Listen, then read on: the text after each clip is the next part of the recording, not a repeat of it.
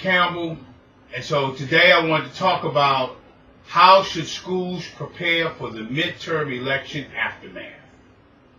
After the midterm elections, there will be winners and losers. As a result, students will desire to express either their anger or jubilance. This will provide schools an opportunity to teach their students about the principles of democratic leadership. You see, schools will need to be better prepared because some students are speaking out before the midterm elections. For example, 9 student leaders from 7 urban school districts across the country were in Baltimore to discuss what they see as the most pressing issues for young people ahead of the midterms. While voting may be out of the reach for some who aren't 18 this November, they plan to talk about the importance of civic engagement and voting, in addition to guns, mental health, the hashtag #MeToo movement, social justice, equity, immigration, and more. Schools will need to be prepared for the negative responses that the media will highlight. Schools can expect anything from vandalism to student fights to even life-threatening suicides involving students. Some students will have the desire to express their anger or jubilance. Since whites have a despondent way of communicating, schools can expect for the responses from children of color to be different from school expectations. For example, black students contrast white middle-class communication when they speak over others' voices and repeat their communication until they are responded to or until they have someone's attention. Spontaneity in conversation is an acceptable component of communication in the black community, even though others perceive interrupting another speaker in a conversation as rude. Speaker and audience are often interchangeable for blacks, which results in the listener often calling out or responding to a speaker.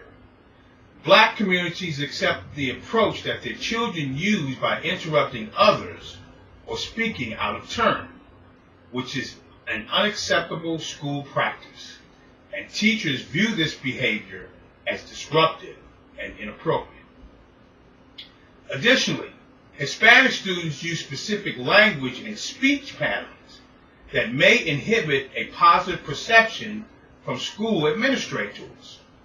Puerto Ricans involved in the decision-making process may use rising intonation, qualifiers, questions, and hedges. Puerto Ricans make decisions jointly where one person speaks and others join in and respond until the group makes a decision. Anglo-Americans value one person speaking at a time to indicate respect for the individual. Due to the difference in the way that blacks, Hispanics, and whites communicate, administrators will have to take care in the evaluation of student communication processes in relation to their responses to the midterm elections. You see, the midterm elections provide an opportunity to teach students regarding democratic leadership. Leadership is the ability to influence, and democratic leadership is the ability to influence using democratic principles. Democratic leaders develop democratic communities by ensuring, 1, an open flow of ideas that informs the community, 2, using critical reflection to evaluate ideas, problems, and policies, 3, participation of individuals in open inquiry, collective choices, and actions that benefit the common good, 4, acting with others for the common good, 5, acting in the interests of the common good, and finally, and one that is most controversial, accepting and celebrating diversity. The most critical aspect of a democratic community is the phrase common good. In philosophy, economics, and political science, the common good, also called commonwealth, commonweal, or general welfare, refers to either what is shared and beneficial for all or most members of a given community, or alternatively, what is achieved by citizenship, collective action, and active participation in the realm of politics and public service. However, in a democratic community, the community must also embrace the acceptance and celebration of diversity. Therefore, schools can better prepare for the aftermath of the midterms by requiring students to make suggestions that are for the good of all students and embrace acceptance and celebrate diversity.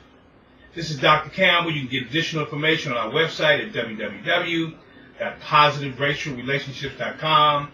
You can contact me via email at moreinfo@positiveracialrelationships.com. And of course, if you want to talk about it, you can call me on my direct line at 856-566-3267. Have a great day, and thank you very much. Yeah, be sure to check out positiveracialrelationships.com. Check it. Look, pull your pencils out, class is in session. Let's focus on loving our neighbor without a question. Visit positiveracialrelationships.com. Leading classrooms together like a marriage bond. Kick racism out, that ain't what life's about. For more information, check the website out. Yeah.